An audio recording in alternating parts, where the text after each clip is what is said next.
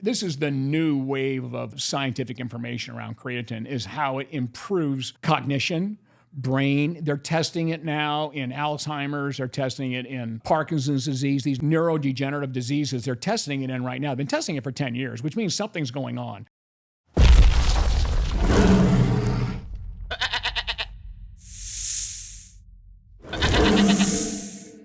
All right, welcome back for another episode of Sup Beast here. As always, Zane Spruce, Neal Spruce, and today we have a very popular topic, one that's part of a lot of discussion in, workout community, but I guess it's also getting a lot bigger in just life in general, which is creatine. Especially the aging population. A lot to talk about, a lot to unpack, so we'll go through all of that. We'll talk about, all the way from the performance to where you can start adding it just in your normal life, I guess, as in whatever stage you're in. So let's get it started with what is creatine? Well, creatine is an amino compound in the body that plays an indispensable role in energy producing, especially ATP, which is the molecule that we use to produce anything that we do in our lives and everything else. Creatine plays an indispensable role in almost every one of our tissues. Think of it, every one of our tissues needs energy, right? To reproduce, to do actions and everything else. So creatine plays an indispensable role as that first energy system. I know we talked about ATP in a previous video. Got a few responses of what is ATP actually? I know you just kind of said it's the energy. Yeah, it's the currency our body uses, adenosine triphosphate. So it is a molecule that our body produces in three different systems. It produces it in the creatine phosphate system, the one we were just mentioning here, which is our immediate energy system that allows us to do short bursts. It lasts about 5 to 15 seconds, depending on how much creatine you have in the body. Hint, hint, okay? And then, of course, our glycolytic system, which also produces ATP, which is now for a little bit longer, but still sort of high endurance, more in high intensity. And then your aerobic system, which is what we're using right now. We're in an aerobic state, producing ATP slowly. But all those systems produce ATP so we can keep moving. But each one has a different function depending on your intensity. And creatine acts in that very first one. So what are the different types of creatine? I know there's different monohydrate. Oh, you're talking about supplements now. Okay. I don't know. Yeah. Is there different types? Yeah. In the body, you've got creatine and then phosphorylated creatine. Mm-hmm. Creatine is the basic molecule, but it works as a carrier for a phosphate system, so it can donate that phosphate to ADP. Once you've used ATP, it becomes ADP. So adenosine triphosphate to adenosine diphosphate. Creatine's got a phosphate molecule hanging around. Boom! It throws it on the ADP, and you got more ATP. So that's how that works. And that's how it works in the body. But when you talk about supplementing now, and then there are different forms of creatine, but creatine monohydrate is the only one anybody cares about. So just flush the rest of them down the toilet. Don't worry about any of this. It's all marketing spins at this time. Hey, we're all looking for a form of creatine where maybe we don't have to take so much creatine to get our levels up as a supplement. So we always look for, this form's better than this form's better than this. But the thousands and thousands of studies done on creatine, the safe and effective molecule is creatine monohydrate. And creatine is a supplement, not a drug. Right. Oh, it's a dietary supplement. Yeah, no, it's found naturally in the body. Right. Yeah, it's found naturally in the body, and it's produced in the body, and we get it through our diet and everything else, and that's what it is. Yeah, no, it's not a drug. It works so well to enhance performance as a supplement that there was a time when people would the myth would be it's like a steroid, because it does work that well to improve performance, and it does it naturally, and it's so hard for big pharma or anybody to believe that a natural thing that's actually good for you too can actually improve performance as well. You kind of just mentioned on it being part of our diet. What foods can you find creatine? Yeah, you have to eat pretty much red meat, muscle meat. It's found in muscle, right? Any place we need a lot of energy, your muscle, your brains, and so forth. So muscle meat, so your red meats, and then it's also found in some fish like salmon. But you'd have to be an omnivore, in order to be able to get creatine out of the diet. Vegans get zero from the diet. Our body makes a little bit, though. It makes it from glycine, arginine, and methionine thrown in there as well. So we can make it from other amino acids, but no more than a gram a day. That's the most we can make. And the average diet supplies about a gram a day if you're an omnivore. If you're not, you get zero from the diet. So you can imagine when I put vegan athletes on creatine, they go through the roof. They think they're on steroids because it changes that much because they get zero from their diet. There's one thing I've learned through these episodes is being vegan is tough living out there. Yeah, you got to work harder to do things right if you're vegan. Yeah. It is not normal for the human body to be vegan. Yeah. It's great for the environment. Yeah. All right, and let's start getting into, I guess, the function of it and where it can really impact your performance and who should be taking it. So we kind of talked on the function, but when you're supplementing it, the goal is what? Is to increase the amount of creatine pool that's in your pools throughout your body. So remember, it's in every one of your tissues that require energy. You got the creatine phosphate system, okay? And so that's what you're trying to do, is you're trying to increase the amount of creatine in that creatine phosphate system. About 2/3 of the creatine in your body is already phosphorylated, so it's got the phosphate molecule on it, and that's what it donates to get ATP after you use that ATP molecule. Creatine immediately can donate that phosphate and make it ATP again. But that can only last for about 5 to 15 seconds. So I guess in performance, what is ATP's function, but what is the benefit? So you're saying by taking creatine, you'll have more ATP readily available. Exactly. And this enhances your performance. Sure, if you have more energy. Yeah, I'm saying, and what is ATP what is the benefit ATP in performance? Well, it's because that's what we use to perform. ATP is the final molecule that we take from all our foods, extract everything out of it, and we create these ATP molecules, these billions and trillions of them, in order to make every cell work. Every cell can't move. It can't. We would be dead. Well, life wouldn't exist without ATP. It is the currency of every movement, of every cell reproducing in the body. It's everything we do. So when we move like this, we're using ATP for that. And what happens is in those quick movements, whether you're jumping or sprinting, weightlifting, those types, that's all pretty much the creatine phosphate system. The first 5 to 10 seconds, you're using ATP that's being created from that system. But ATP is the final molecule you're looking for. Yeah. Creatine phosphate allows you to create ATP very, very quickly.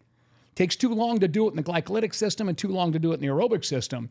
But in creatine, it's just one chemical reaction. Just drop it off on an ADP, but that doesn't last very long. Only 5 to 10 seconds. So the goal of supplementing, make it last 10 to 15 and 20 seconds. And you can do the same amount of work. You can do that amount of work longer.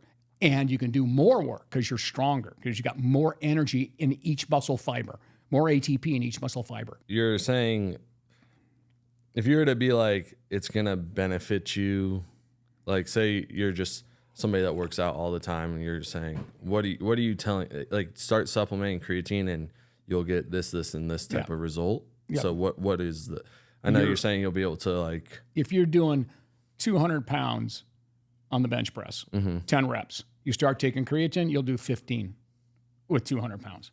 That'll happen within the first couple weeks.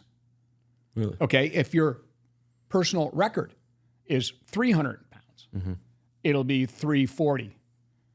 As long as you don't, something else is going on in your body. Right. But that's the difference it makes. It's significant, the improvements in strength, and all naturally as well, by the way. Would you say all athletes and lifters should be taking it? It really depends on your sport. Like, why wouldn't somebody take it?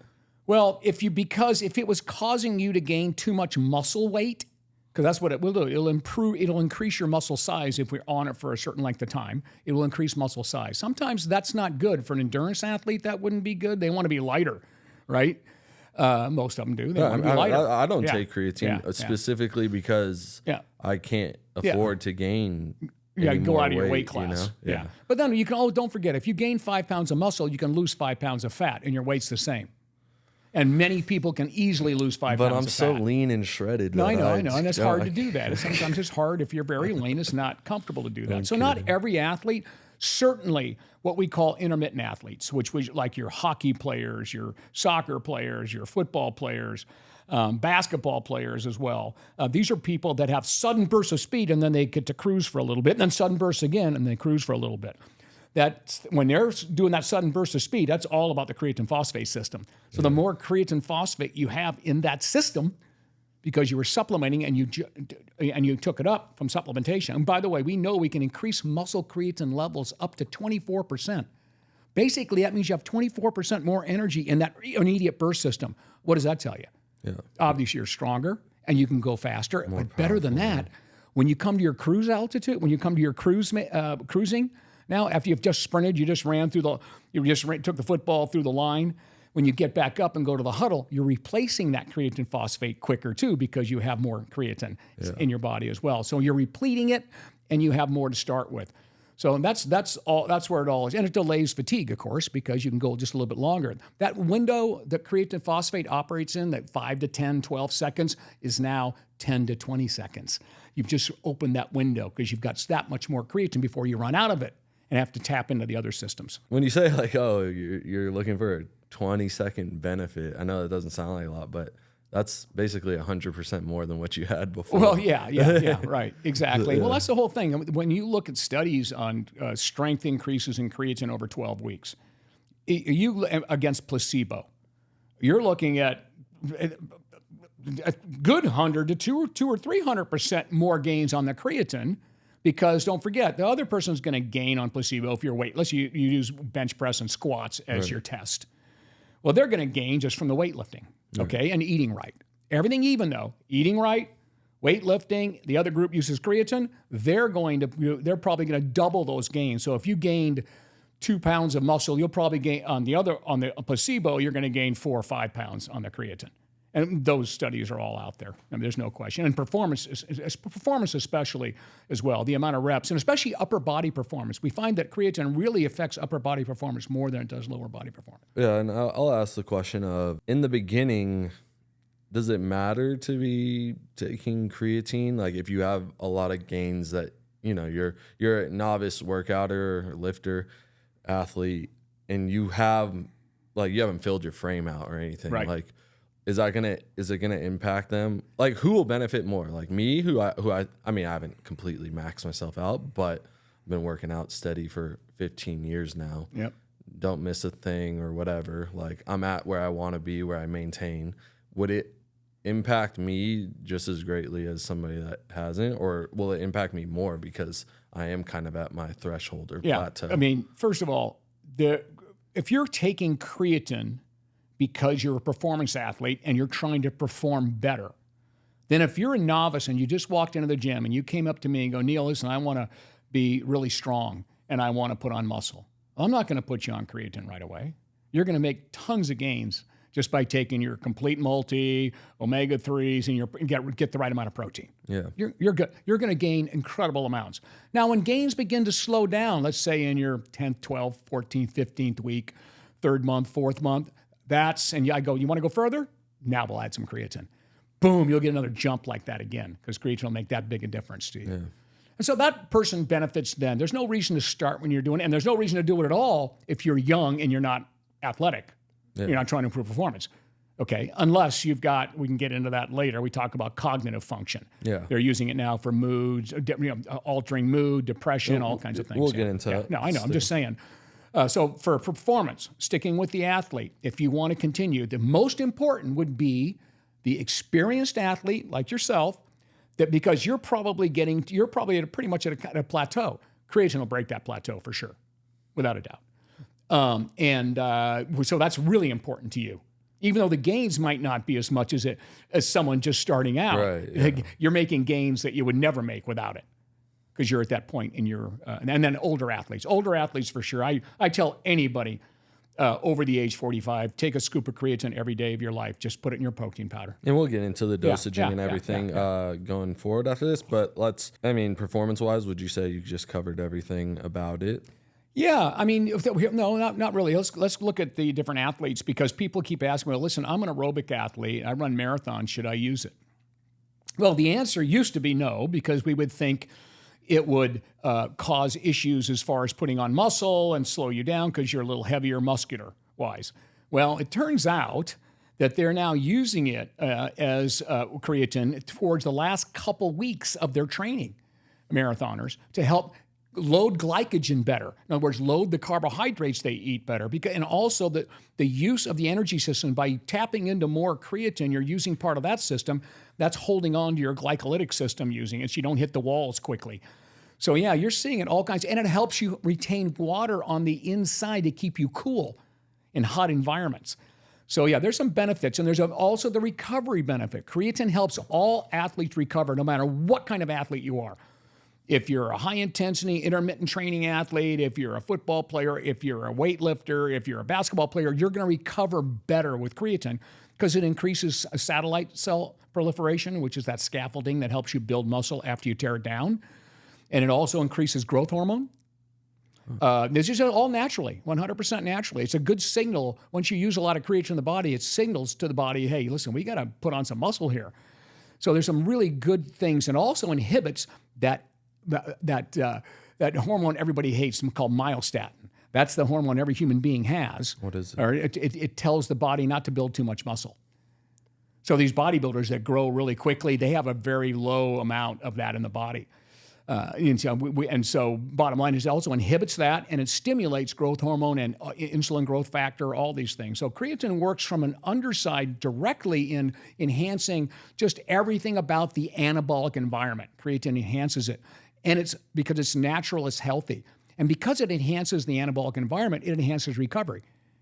I mean, you're now going to recover, let's just say 10 or 15% faster. So you're now not just recovered, you could put on a little extra muscle before your next bout of exercise. Yeah. And that's why it's important to almost all athletes. I always suggest to people that are aerobic athletes, endurance athletes, cyclists, and things like this, experiment with it. Go try it. Go do it in your off season and find out if you can go longer. Does it delay fatigue for you like it does for the anaerobic athlete?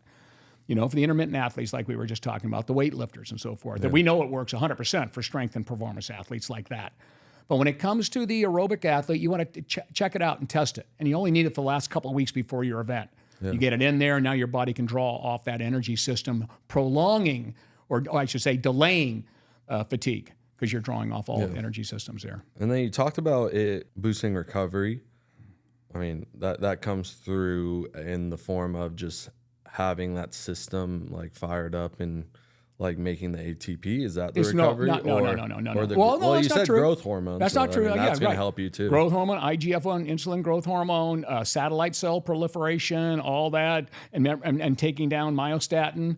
So, you know, you've got a better anabolic environment rather than catabolic. Yeah. And now everything happens faster. It's all just, that's what steroids do, right? They just add up your testosterone, jump up your testosterone, and then all the stuff that it touches gets bigger. Well, creatine does it from a natural standpoint. By having more in there, you're using more.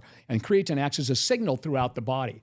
You know, we got to get bigger, faster, and stronger right now. This guy's using a lot of creatine. You know, so again, it works as a very strong would signal. that translate? That was going to be my question: is does it translate to recovering from injuries then? Oh yeah, absolutely. Not only that, it also prevents injury. It helps prevent injury. Nothing prevents obviously an injury that way, but what it does is like they're using it in concussions now for football players, soccer players. They have them on it throughout the season. They have more creatine in the brain. Okay, and when they have more creatine in the brain, they have more ATP in the brain. Okay, so then when you get hit, there's more ATP, which is the energy system that makes everything happen, including the recovery process of the brain, right? Because when you get hit, you depolarize the membranes of the neurons and all this. That helps repolarize the membranes when you're doing when you have more ATP in there. So again, that's you see it all over the place when it comes to recovery and helping prevent injury. More importantly, getting you over the injury quicker. So if let's say you're going to be out normally for 6 weeks, get it down to 4 weeks by using creatine and being on creatine already, because it can minimize the damage caused by the injury as well, because you have more ATP. If you have more energy in every system, everything works better. That's what it comes down to. So think of all of it like that. Do you take it? I do. Yeah, I put 1 scoop in. I put 1 scoop all the time. That's just for injuries. If anyone's wondering, Papa Spruce just had foot surgery. Yeah, that's an old athletic injury I finally had fixed. Yeah, they slowly put me back together. You know, again, when you make a living with your body like I did, you pay the price. Like I taught you guys, you play, you pay. You're always in pain. I don't think creatine will have effect on your toes, though. Unfortunately, no, it won't do that. Well, that's not true. I mean, the healing process by having more creatine available, everything just works better. That's all. No, I had a question too. Like, does it have any effect on like your metabolism or anything like that? You know, no one's really measured if it raises your resting metabolic rate, but the fact is you can perform more, you're going to burn more calories. Yeah. You can perform better, longer. If you put more muscle on too, you right? put more then muscle that's on. going to affect your BMR, body composition right? is almost across the board always improved in creatine users. They always go, well, I feel bloated. I feel like I'm getting fat. No, you're not. You're just putting on muscle. Yeah. And a muscle is 70% water, so that means you have 70% more water in each muscle fiber that's growing. Yeah. So it always cracks me up when people say that. And we'll get to that. We have a whole little myth section at the end, or myths, whatever you want to call it. Yeah. Let's talk about some people who should be taking it. I know it's big now. Like, I think like women are starting to get more into it as well. Oh, yeah. But there was a huge stigma of like, I don't want to put on too much muscle, be too bulky, this or that, you know. But should women be taking it? Well, put it this way: women respond better to creatine than men, for the simple reason they have less creatine in the body. You know, they're smaller, and there's a hormonal issue in play. I mean, males were always the original hunters. Right. So again, their testosterone is naturally higher. All these things are different. So your creatine stores have to be different, because a hunter, no one more than a hunter needs creatine stores to be able to go fast. Not just go fast after something, but run away from something. In fact, so obviously we have more creatine stores just naturally in the male species. So females, by jumping up their creatine, they respond. It's easier to jump it up. They respond even better in many different ways. Their performance increases better. Their body composition becomes better. And the old thing about, well, I don't want to put on too much muscle. Well, God, I wish it was that easy. It doesn't work that way. Yeah. All it does give you a little more energy to put on whatever natural muscle you would be putting on. Without it, it just does it a little better. Yeah. And it makes it, muscle even more quality as well. That'd be a good problem to have if putting on too much muscle was the case. People used to say that back in the day when I would lecture. I was at 265 pounds. Go put on the muscle and then take some time off if you really want. They would go like this. They go, I don't want to look like you. And they go, don't worry, it's not going to happen, pal. This is back when I was a 265-pound freak doing a lecture. I don't want to look like you. Don't worry. But I guarantee you one thing. There's somewhere, whether you look like now, you twank, and where I'm at, that you want to stop. So let's do it. Yeah. It's the same process. Exactly. Would you say that's everything you would tell like a female? Yeah. Well, it's actually much more now. I know we'll get to that later when we talk about brain health and creatine. But we see they're doing all types of studies with not just cognition, the speed at which your brain works. Again, if your brain uses energy, then obviously if you have more energy, things can work better. Right. So in the female now, compared to males, using creatine for mood disorders, including depression, or sleep deprivation, or mental fatigue, that works way better in females than it does for males on that. It works for all of them, by the way, across the board. Yeah, it works for everyone across the board, but specifically you say... Females more. Females respond better to creatine across a lifespan. And then you're saying for the mood stuff and all that, is that only because like hormonal creatine interacts with it different? What we do know here, yes, it can be, depending if you're if you are premenopausal or postmenopausal, because of the different cycles of estrogen that go out through the body during the 28-day phase that women have, menstrual cycle they have. When estrogen gets high, creatine kinase, which is the enzyme that attaches phosphate to creatine kinase is high. So they will really benefit during that phase where estrogen is extremely high. I think it's the luteal phase, when it's extremely high.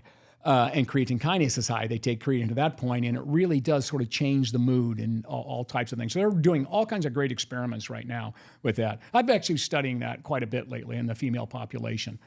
And certainly definitely recommend it. In fact, your mom, she's been taking it. Yeah.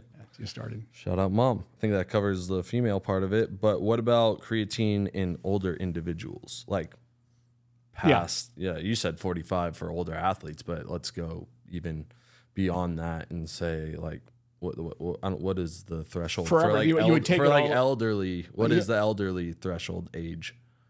Well, it depends on what your goal is. What's AARP? If your goal is to add to a more healthy aging lifestyle, then you would start taking creatine somewhere in your 40s, no matter who you are, whether you're an athlete or non-athlete, whether you work out or you don't work out, because creatine will help stave off the inevitable, which is what we call muscle decline. When you get into your 30s, each decade of life, you lose a few percentage of your muscle. Nothing you can do. This will help creatine helps preserve muscle. Preserve muscle, exactly. It tells it to actually build muscle, even though combined with resistance training, it works 1,000 times better. Right. But without it, there are still some benefits. of being able to hang on to muscle and bone mineral density as well.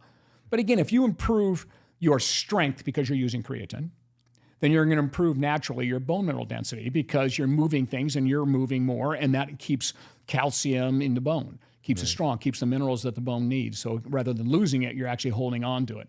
So it increases bone mineral density in the aging population. It's a common prescription for doctors now, telling their patients, their clients that are aging, take creatine. Take creatine along with more protein. Back in the day, don't listen to the RDA. That's for sedentary 14-year-olds that don't do anything. Okay, then the RDA is okay. But the older population needs to triple the RDA. Write that down, everybody. Once you get older, you need about 3 times the RDA, or a gram per pound of lean body mass. That's all. That's what which comes out to about triple. When you're referring to this RDA, you're talking about protein or protein. creatine? I'm talking about protein. Okay. I'm just saying, those are the things that doctors are telling people to do. Raise your protein, Mr. and Mrs. Jones, the older population, and take creatine. Yeah. They're add creatine to your protein shake. I say the same thing to every single older person. Add creatine to your protein shake. It will help stave off the inevitable. Now, again, I don't want you to do that. No.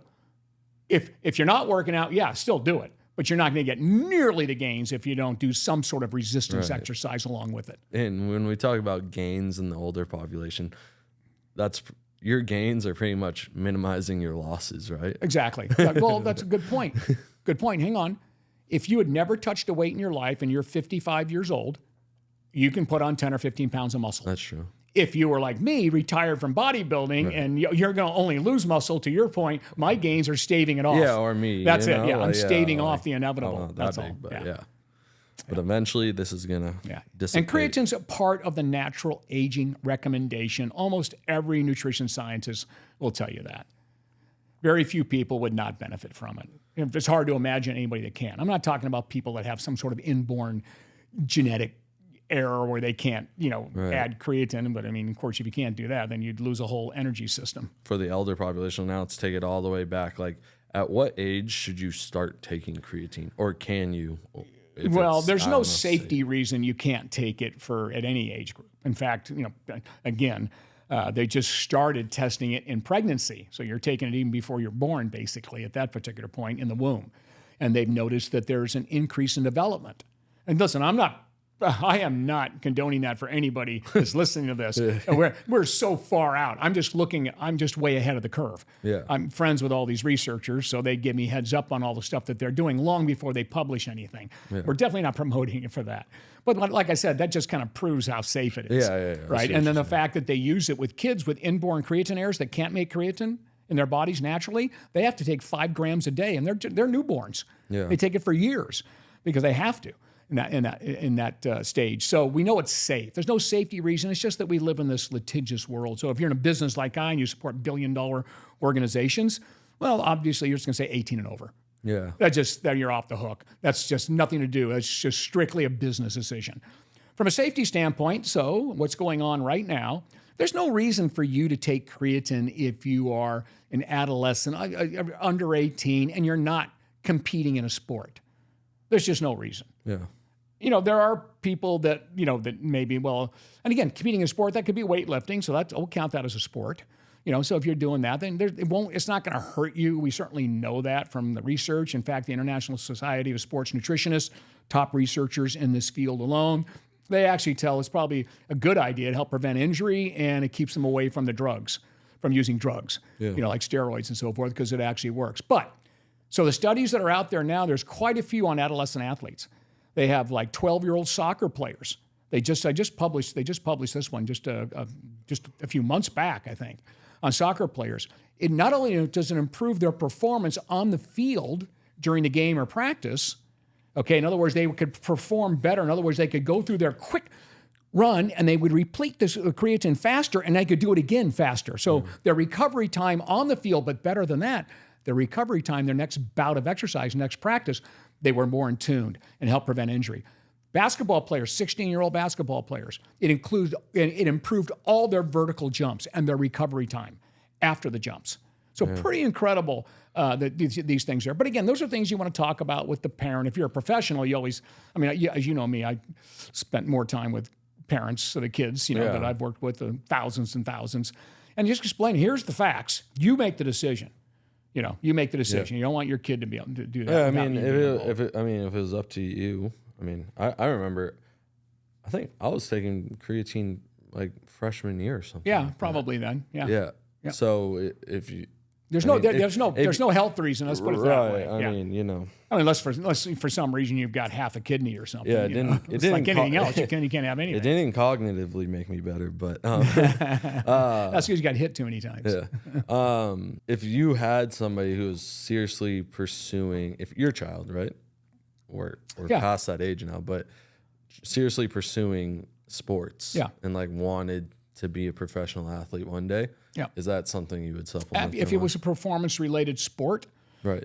Then yes, I would just say let's give this a shot and see if this does improve, because I want you to help prevent injury, or if you get it, to recover faster if you get an injury, so it'll help do that. We know that. So that's the worst thing that happens, is it helps soften an injury, and recovery time is better after the injury. That's the worst. The best is you improve performance during that time as well, which of course is going to happen to pretty much anyone across the board. So yes, the answer, if you're what we call a super athlete, which means you're slotted for Division I, you're Olympic hopeful, which we work with those types, then, and you're under 18, you're 16, 15, or you're in puberty or whatever, then it's time to talk to the parents, and here's what it is, and here's the possibilities of what could, the good stuff.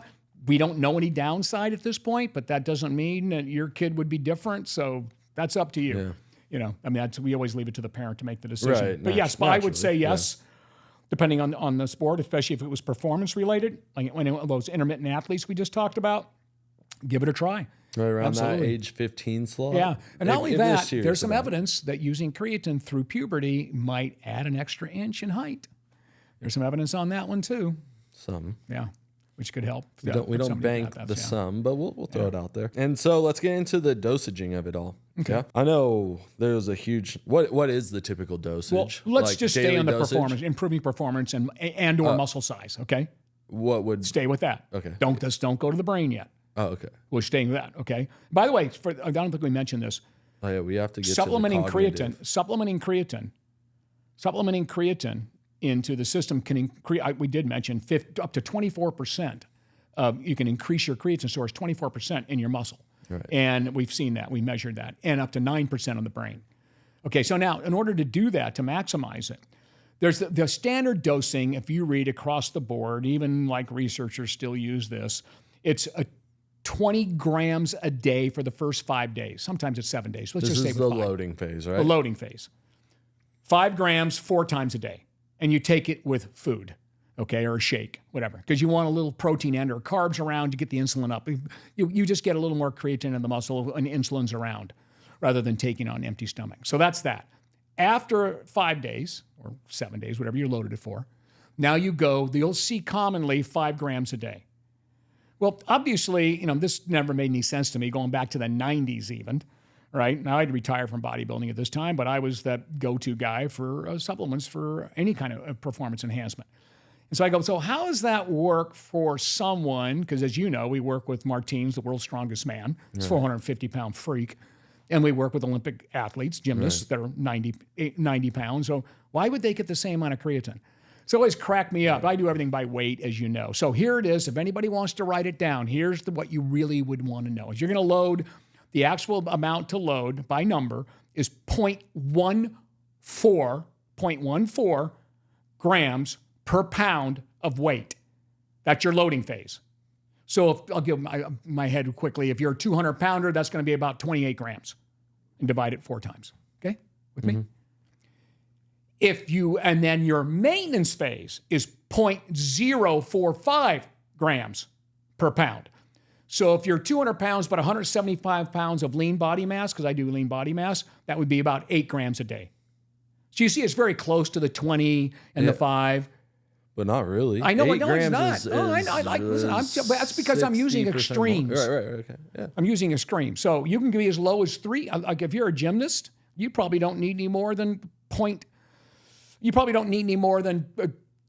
2 or 3 grams of creatine supplementation a day to maintain it. Right? But if you're the world's strongest man, you're going to need probably about 20 grams a day to maintain it. Yeah.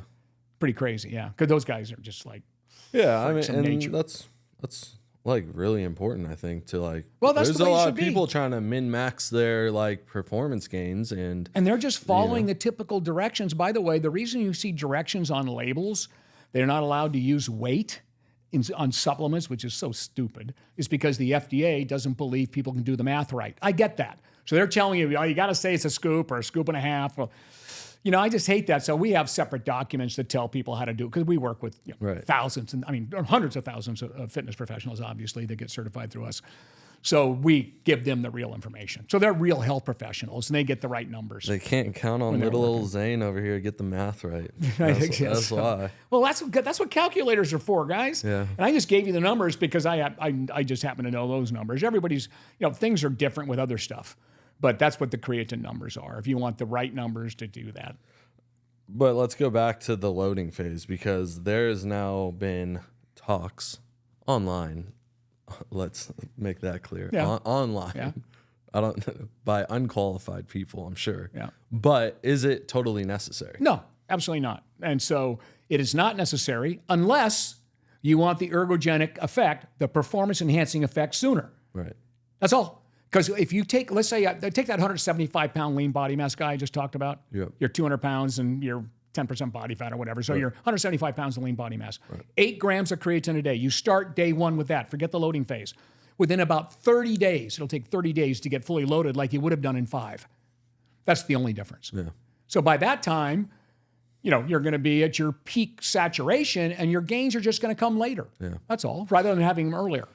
Is there There's nothing wrong with that downside to doing the loading? Like, could that come with any sort of, I don't know, stomach distress or anything like that? I suppose anything can come with stomach distress. I know people eat fruit. Man, you they get a sound tummy like ache. introducing a shitload of creatine. That might, It could. It's very rare, but it could. Anything can. I mean, everybody's stomachs are different. Yeah.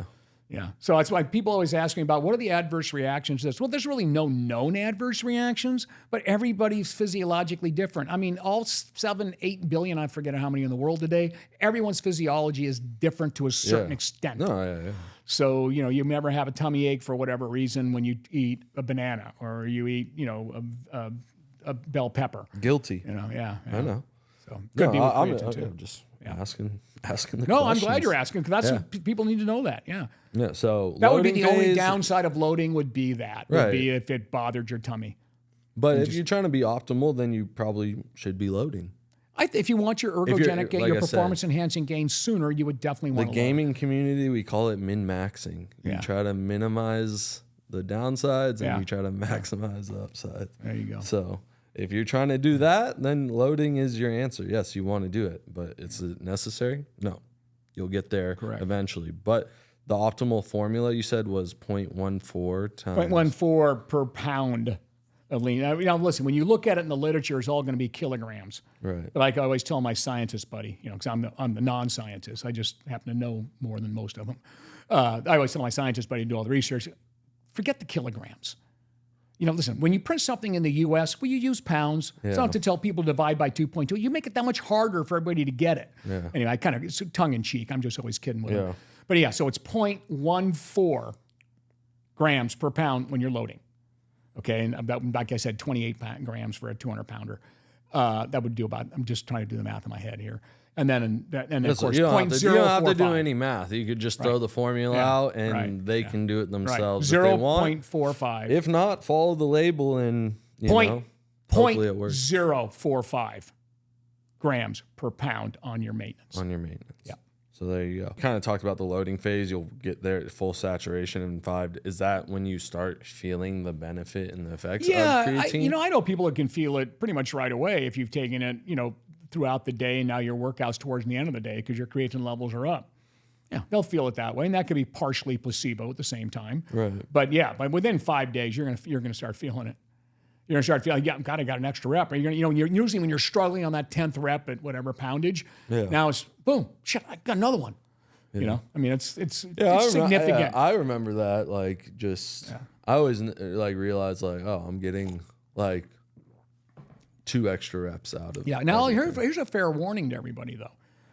Sometimes your strength increases come quick enough to where you can cause an injury.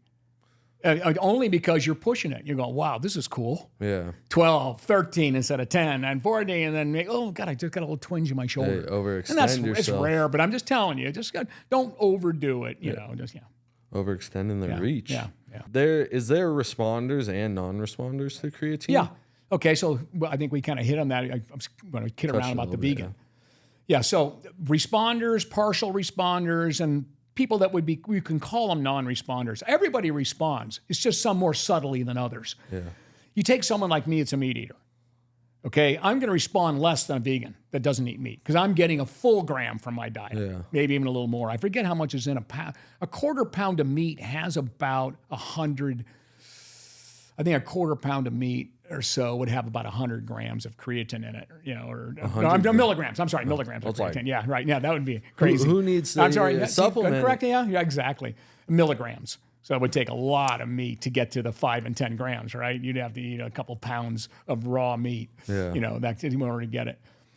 So someone like me who gets a lot from my diet isn't going to benefit as much. Now, there's other reasons, genetic reasons. Remember I said your body makes it from arginine, glycine, and I think the other one is methionine. And we need a little folate and B12 to make it all happen, by the way. Anyway, that's already in your system.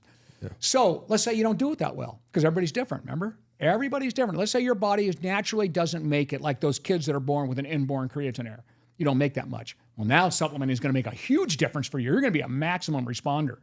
Or we have creatine transport mechanisms, CRET1. They transport creatine into the cell, into the muscle cell. Well, if you have really less transporters than someone else genetically, for genetic reasons, then you can overcome that by bombarding it and your body starts building more transporters. And then you now can bring in more creatine. So yes, there's all of those. Those are responders and non-responders from a genetic or diet standpoint I just named. So on the other side, there's people that don't respond because they didn't use the right protocol. They used the wrong doses. They were taking 3 or 5 grams a day when they should have been taking 8 or 9. Yeah. You know, that kind of thing. And then there's people that didn't comply. They weren't taking it daily. You got to take it daily. Yeah. You know, it's like a multivitamin. You got to keep those levels exactly where they need to be for everything to function the best. Yeah, so if you miss that window or your day or whatever it is. You don't have to reload. I get that question all the time. I would say you could probably go 2 or 3 days, maybe 3 would be the max before you would have to reload again if you want the benefits to pick up where they left off. Right, yeah. Otherwise, they'll catch up in the next week or so. Yeah. After a couple of days of missing, you'll be okay. But you don't want to miss. That's the point. What is the time frame of taking creatine? Should you be cycling on and off of it? Do you just take it depending on the indefinitely? person? If you're taking it for aging reasons, it's daily like a multivitamin. Yeah. To healthy aging. So you're that older athlete, 45 years or whatever, you just take your scoop or whatever, your 5 to whatever grams daily in your protein shake or whatever. You would just take it throughout then. If you're a performance athlete, you're competing still. Right? And you're still trying to get better if you're competing amateur or pros or whatever. Doesn't matter. Then you want to cycle it just the way you do your training. There's no reason to really be on it when you're not training intensely. You know, but there's almost all your top athletes in the world, they do a periodization training, whether they know it or not. Peaks of really intense training that will last 12, 16, 18 weeks, depending on where their season is. Yeah. Okay. And then they come off and they'll take what we call active rest, which means you'll still maybe go to the gym and work out a little bit. You don't go to failure. You do half the amount of reps. You kind of cruise. You know, you can stay active, but it's active rest. You're not pushing the envelope. So you don't need creatine. That would be just a waste. So you come off the creatine, and now when you go back to the gym, you still got to start slow. You can't just go back and try to pick up where you left off when you quit, when you were taking your active rest. So you start slow. You take 3 or 4 or 5 weeks to get back to where you were when you were on creatine without the creatine.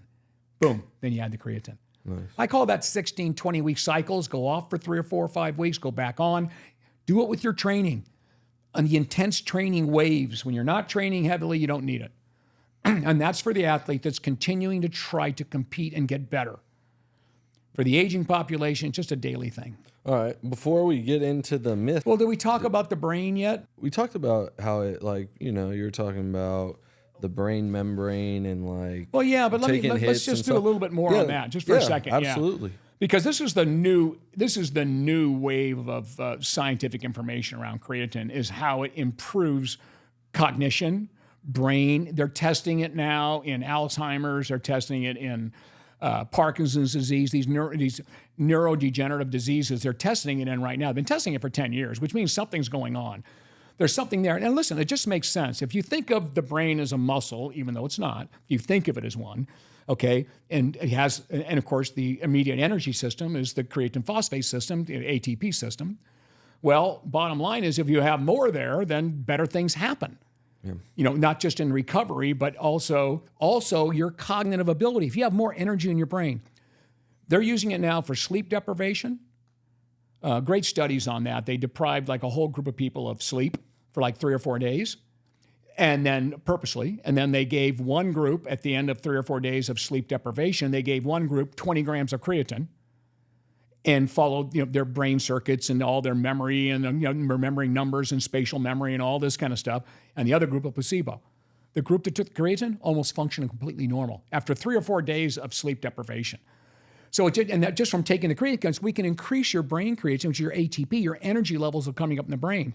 It also increased their multiple choice reaction times. In other words, when the brain is challenged, okay, you're using more ATP in the brain. And by the way, here's a great stat for everybody. You guys will love this. The brain is the total weight of the human brain is about 2% of your body weight. The total weight of your human brain is 2% of your total body weight. You guys with me so far? Regardless? Even if you're a huge freak like me? Yeah. Your brain is 2% of your body weight, which means that if you're a huge freak, your brain weighs a little more because you're bigger. 2%. Yeah. 2% of 200 pounds. 2% of 100 pounds. Yeah. Whatever. Okay. But it uses 20% of the total calories you take in. That's how active it is. It uses 20%? 20% of the total calories. So the average person burns 2,000 calories a day. Your brain's going to use about 400 to 500 of those calories. Is that crazy? Yeah. That's how much energy. So obviously, if we have more energy in there to begin with, better things can happen. And they've done that. They know now with people with depressive symptoms, they actually do some imaging of the brain. They see low creatine levels in the frontal cortex is where everything happens to. Mood, depression, all these things happen there, memory, and pretty much everything happens in that area. They see low creatine levels. That's when they started supplementing it, brought the creatine levels up, and it improved those conditions in many subjects. So anytime the brain is challenged for mentally challenging tasks, creatine supplementation can help improve that. And again, and then same thing with depressive disorders, mild depressive disorders, significant improvement in depression using creatine because we don't have any good drugs for that. There's not any good behavioral drugs. There's no behavioral therapy or any of this stuff for depression. So they looked at that this could be a root cause of some of these things. In other words, the depression isn't caused by low creatine. Right. You just have a propensity to have it, and you have low creatine. By bringing up your creatine levels, you get to handle that much better. The brain makes better decisions. They've done all kinds of testing on that. And hopefully don't need to take a drug. Well, then hopefully you don't need a drug. Exactly. Yeah. That's what the goal is. And we're not promoting that here. Right. We don't even know the dosage is right for that. But there's 10s, 20s, 30, 40, 50, 100 studies on this now that show a positive direction on mood disorders, managing stress. Anytime you've got mental fatigue, your creatine levels are being compromised because you need ATP. You're looking for it. So if you have more ATP in the brain, good things are happening at a quicker rate. You can actually make choice decisions. So when you're multitasking and you're sleep deprived or you're mentally challenged or whatever, or you got stress in your life, your creatine levels are dropping, and your ATP levels are dropping. So by bringing up your creatine phosphate levels, you're getting more ATP up to 9%. So imagine functioning a little 9% better and faster in the brain. Yeah, it's huge. So it really is, it's huge. And so there's really some positive aspects. So like I said, there's really no downside to this molecule. Yeah. You know, it is naturally found in the body. If we get the numbers up on it in your body, better things happen in each area that you have creatine in, which is all the areas that require energy. Yeah. So that's for the brain. Some good stuff there. But again, if you're using it already for performance, then you got all your brain's going to be able to handle at that point. Yeah. You don't need any more of it. But if you're not using it at all and you do have any of those things, it's always worth talking to your doc about it. You know, there's nothing wrong with trying it because it's only going to make you perform better anyway. So there's no downside to it. It's natural. And you know. Sold. Yeah. I'm going to start taking it again. Yeah. Cognitive function. To improve that. And it does improve a memory. I mean, all kinds of great stuff. I did a huge study on it because I was asked to do it for a lecture for the UFC our clubs, the UFC clubs. And so I ran deep down, did a lockdown for about 9 months and really understood I went through all the new studies that are out there, including the female population. I went and looked at all the performance enhancing studies they use in female populations.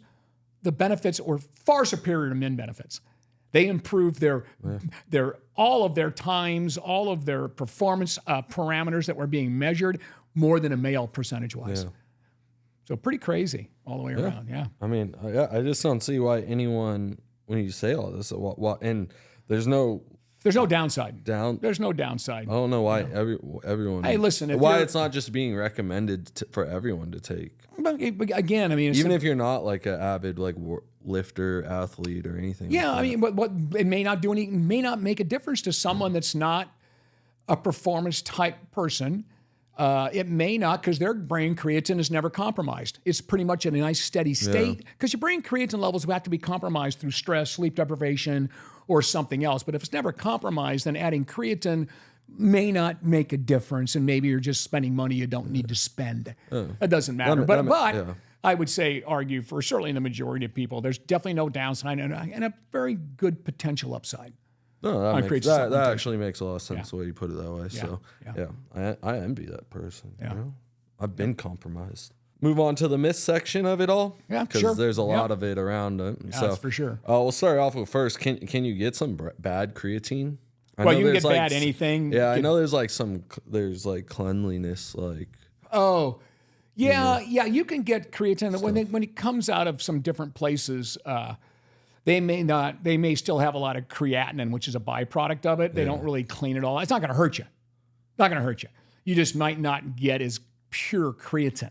Yeah. Okay. So, but pretty much if it's NSF certified, that's what you got to look for. Right. Yeah. If it's then you don't have to worry about it. It's clean as it's good, because they have some strict rules about the amount of creatinine in the creatine when they test it. Yeah. And I wouldn't trust the United States Pharmacopoeia as much as I'm not trying to badmouth them, but they try to take credit. NSF is a much stronger third-party testing. It's all we take in pro sports here. I mean, there's other ones out there that are good. They're less expensive. That they'll definitely test it right. But NSF, they go pretty deep with some other things, and creatine is one of them. So as long as it's NSF certified, you're going to be okay. Yeah. But I would not ever buy one not third-party tested. Yeah, that's you're just rolling the dice on that. Even still, like some of these are some shoddy third parties. Yeah, you got to make sure. That's why I said NSF. Let's just go with NSF. Yeah. I'm telling everybody there, listen, they don't pay me anything. In fact, I pay them. Yeah. I pay them millions of dollars a year to third-party test, fourth-party test, I should say, all of our supplements and, so. Yeah. Anytime we talk about anything, it should be NSF. Yeah, I mean, definitely. We talked about it in the mass market one, so if you want to see that, go back and check that out. Yeah. What are some viable so that's as far as that goes. All right. And so we said there's no real downsides, but I mean, there is things where it has caused a little like GI distress. Yeah, I mean, like I said, if you look at that's not it's irregular. Just 0.0, just as much as placebo, by the way. What do you mean by that? Okay, this is a little lesson for everybody here. So you've got, let's say, 1,000 people on creatine and 1,000 people taking a placebo. Yeah. And you're testing exactly the same thing. Everything else is equal except the creatine, right? Their daily diets, their everything. The amount of people that might have an adverse reaction to the creatine, adverse reaction as far as stomach, GI distress, will be equal to the people in the placebo group. In other words, it's basically a placebo. That's all. I'm just letting you know. And it could be the maltodextrin because basically when you're using a placebo, you're using a maltodextrin. Which is nothing but a sugar molecule for the creatine. So it could have been that. What doesn't matter. So what I'm saying is that it's nothing to even think about. But if it bothers you, don't take it.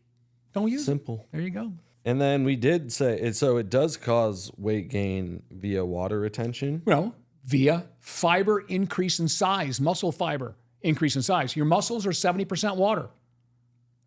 So if you increase the muscle fiber, you increase 70% more water inside that, inside whatever size you put on. Yeah.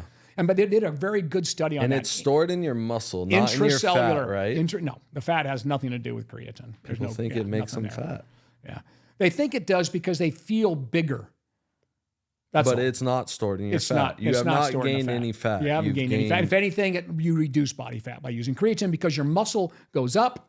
And if your fat didn't go down, your muscle goes up. You've reduced the body fat percentage. Yeah. So that's strictly a math equation. Yeah. So bottom line is there's no chance of anything you're going to lose body fat because it will make things happen bigger. You're bigger, stronger, you're moving more, you're doing all those kind of things. So without a doubt, there's nothing there. Were you saying something though? I felt like I cut you off right there. Well, no, yeah, there's a great study. They checked the increase, people kept talking about water retention. The good news is it helps bring water to the muscle, which keeps you cool during exercise. But it's in the muscle, it's intracellular, it's not extracellular water, where people think it might be. However, what we do tell people to do, we tell them, and remind me to talk about this when you get your blood tests if you're on creatine as well. We do tell people if you're a bodybuilder competing, just to make yourself kind of feel even leaner, go off your creatine 2 days before the competition. That's all. And then you might lose a little water weight at the same time because it's going to release a little bit of the fluids that it keeps into the muscle to keep you cool. Yeah. Okay, which is a good thing. You want the cell intramuscular. You want that thing volumized, we call it. We want more fluid because it pushes against the outer skeleton of the cell, and it tells your body, "Whoa, it's stretching the cell. Build more muscle. Build more muscle." It's a signal to do that. That's a reaction you want. Yeah. Okay. Bloating is. Yeah, it's the same thing. People think that that's what's happening. It's not. Where is it? It's not. It's not on the outside of your body. It's just intramuscular. You're getting a bigger muscle fiber size, which means your body now has more water in the muscle because it's bigger. Yeah. That's nothing more than that. So those are mostly anybody could have a reaction to creatine monohydrate where it's saying, okay, it's like a reaction to sodium, let's just say, for any reason, where you retain a little more water to kind of balance things out. So there's that possibility. If you have a really weird physiology and you're already sensitive to electrolytes, and this is an electrolyte. But it's not necessarily a bad thing. It's not a bad thing at all. It's a good thing. If you use like it's actually a good thing. An aesthetic if you didn't person, feel any maybe, of that fullness, it's probably not working. You got some bunk ass. Yeah, you got something creatine bad there, yeah. And then, is it safe as far as what it does to your kidneys and liver? Perfect. Absolutely safe to any normal, healthy person. Right. Just like anything else. If you've got a kidney disease, if you've got a liver disease, then you stay away from any ingredient that has a nitrogen compound to it, which is any amino acid. So what you got to do, you don't stay away completely or you die, obviously. So you just have to limit the amount of nitrogenous compounds that are coming into your body, which is you have to have less protein, you have to have less, and creatine being an amino structure, you have to have less of that. That's all. Those are people that are already compromised. If you have if you're a normal, healthy person, nothing except improving your health. Yeah. Now, on that note, here's how that myth started in the first place. Back in the 90s, we saw these kids that were dehydrating or getting ready for wrestling. They went into a sauna and they died and they were on creatine. And this was that thing that said kidney failure. Well, of course, it was nothing but dehydration that happened. And of course, that was kind of how it started. Then they started checking things. They realized that, wow, when you get a blood test, when you get a blood chemistry test, it'll check your creatinine levels. And that creatinine levels that is the byproduct of creatine metabolism. When you metabolize creatine, in other words, your creatine donates the phosphate, you're metabolizing it, it turns to creatinine. And because you're getting 1 gram of creatine in your diet and your body makes 1 gram, that's 2 grams a day total, your excretion daily of creatinine is about 1 gram, right about 1 gram. So when you get a blood test, they say, okay, your creatinine levels are normal. That means your kidney is working normal and all that. What happens is if you're taking in extra creatine, you've got more creatine metabolism, which means you have more natural, harmless chemical reaction of creatinine in the blood. Now you measure that, it goes over 1.1 or 1.2, and it shows high creatinine levels.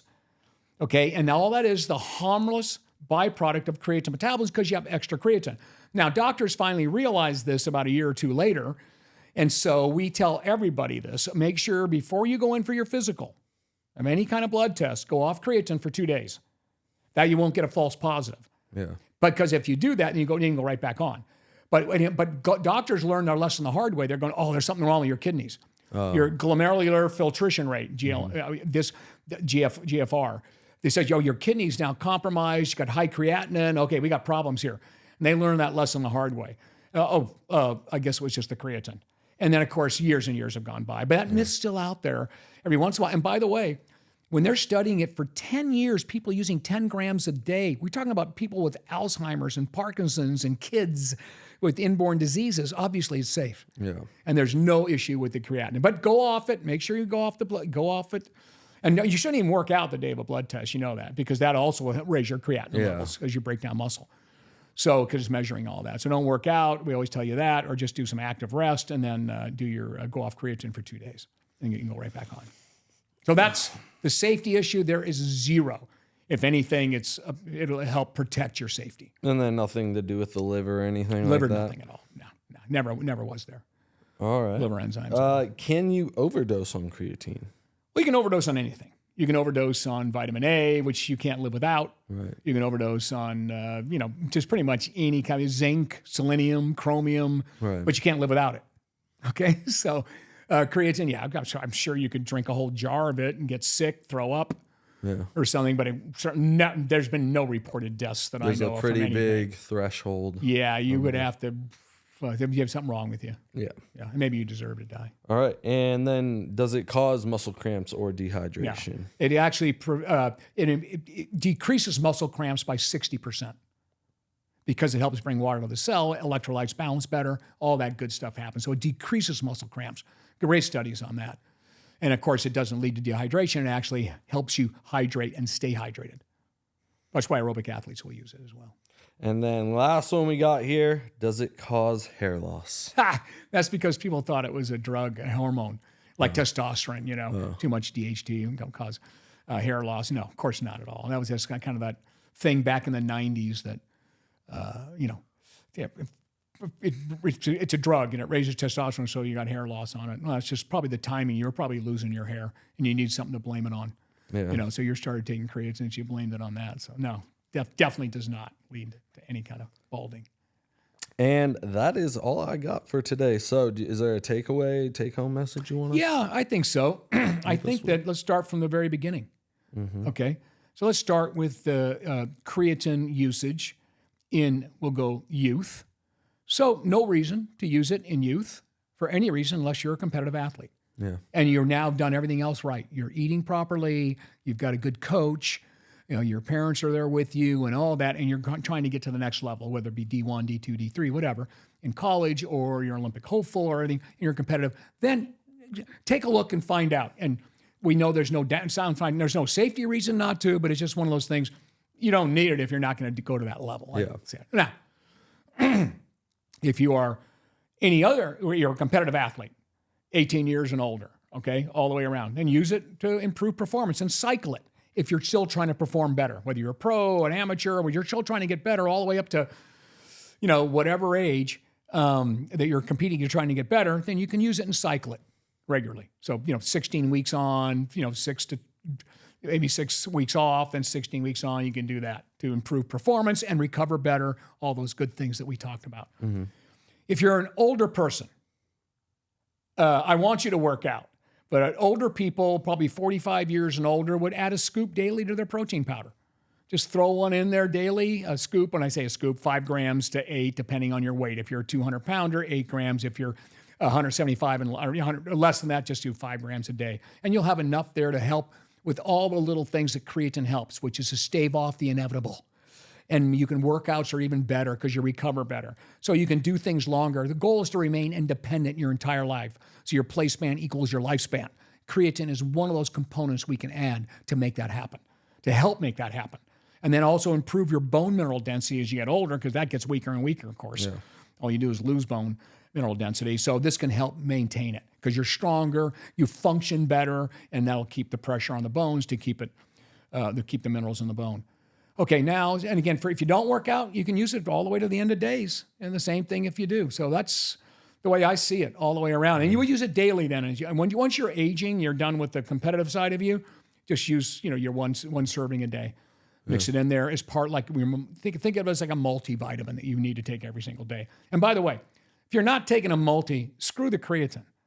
It drives me out of my mind. And people go, they always want to put the blower motor on a Volkswagen. Yeah. A little thing will just blow the engine. I mean, come on. It's not going to make the creatine. It's just not going to work as well. Yeah. If the vitamins and minerals are the spark plugs to every one of our cells, including all the cells that use creatine, well, if you only have half the spark plugs in there because you're not supplementing, you're feeding your silent hunger, filling all your gaps, well, then you're just working at half level. Creatine is going to work 1/2 of how well it could. So make sure you're doing that, and then you can add your creatine on a regular basis. So I think that's the take home for everybody, unless I missed something. Yes, I forgot. Females, do not be afraid of it. There may be an extreme benefit for you, more than males, by the way. Yeah. So for the same reasons for males on the performance side, and maybe from mood disorders, minor mood disorders may even be more effective, far more effective in the female population. And don't be afraid for any other reason. It will also keep your muscle as you age as well. Yeah. And then we talked about it for cognitive. If you're using it for that, really always talk to your doctor if you're using it for any of those things, and you can experiment with it because it's harmless as far as from a safety standpoint. And it could keep you from having to go down the drug route, the big pharma route, where they own you. And that's what we're trying. And it could be just an adjunct to whatever you're taking now. If you are using big pharma, then it could be an adjunct to that. All right, and that's what we're trying to help you do. Avoid all of that. Live a nice, healthy lifestyle where you can do everything on your own for your entire life. For your entire life. Remain independent. That's what it's all about. That's going to be a wrap for today. Please like and subscribe to the video. We'll see you in the next one. Goodbye.